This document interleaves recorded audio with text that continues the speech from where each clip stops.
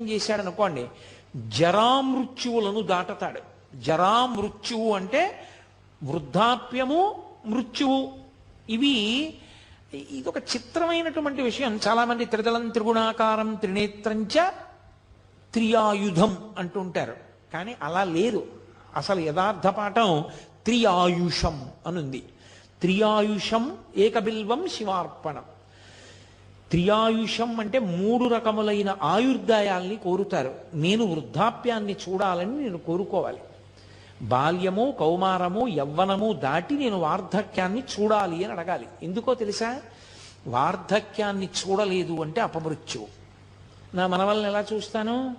నా మనవల్ని చూసేశాను అనుకోండి, నేను నా 2వ తరాన్ని చూసేశాను. 2 తరాలు చూసేశాను అంటే లౌకికంగా నేను నా ఆయుర్దాయం చేత పరిపూర్ణంగా వంశంలో ప్రధానమైన మలుపులు చూసేశాను. ఇప్పుడు నేను వానప్రస్థానికి, ఈశ్వరుణ్ణి చేరుకోవడానికి, తపస్సు చేసుకోవడానికి వెళ్ళవచ్చు, అర్హత పొందుతాను. ముందే పడిపోయింది అనుకోండి శరీరం, అసలు ఇంకా కొడుకు లేడు, కొడుకుని చూడలేదు, తను చెయ్యవలసిన కర్తవ్యాలు పూర్తి చేయలేదు, అది అపమృత్యు దోషం అంటారు దాన్ని. అలా పడిపోకూడదు శరీరం. కాబట్టి అపమృత్యు దోషం పోవాలి అంటే జరా అంటే వృద్ధాప్యమునందు చింతతో, అమ్మో ఇది పడిపోతుందేమో, అమ్మో ఇది పడిపోతుందేమో, అమ్మో ఇది పడిపోతుందేమో అని బెంగతో కాకుండా, అమ్మో ఇది పడిపోకముందే చేసేయాలనేటటువంటి తాపత్రంతో చెయ్యగలిగినటువంటి స్థితిని పొంది తదనంతరము ఇక మళ్ళీ ఇంకొకసారి చావవలసిన అవసరం ఉండదు. అది ఆఖరి చావు. అంటే ఇంకోసారి పుట్టడని గుర్తు. పుడితే కదా చావడం. అది ఆఖరి వృద్ధాప్యం. ఆ ఆఖరి వృద్ధాప్యం భయంతో ఉండదు.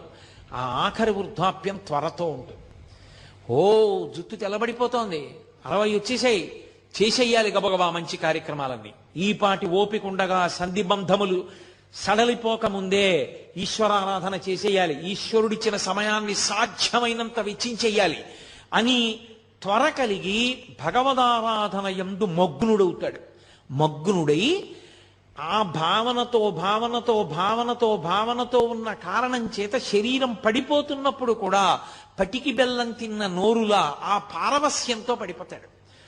పడిపోయిన కారణం చేత భగవంతుని యొక్క స్మరణలతోనే వెళ్ళిపోయాడు కాబట్టి ఇక మళ్ళీ రాడు కాబట్టి ఇక ఇంకొకసారి చావడం, ఇంకొకసారి పుట్టుక లేదు, ఇంకొకసారి మరణము లేదు. అందుకని జరామరణములను దాటాలి అంటే సోమవారం నాడు ప్రదక్షిణం చేయాలి. నువ్వు వేరే ఏమీ అడగక్కర్లేదు. ఏ రోజు ప్రదక్షిణం చేసినా ఫలితమే. ఈ కాలమా ఆ కాలమా అలా ఏం లేదు.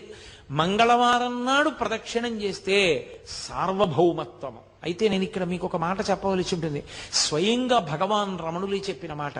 అరుణాచలంలో అరుణగిరికి ప్రదక్షిణానికి మంగళవారము శ్రేష్టము, చాలా మంచిది.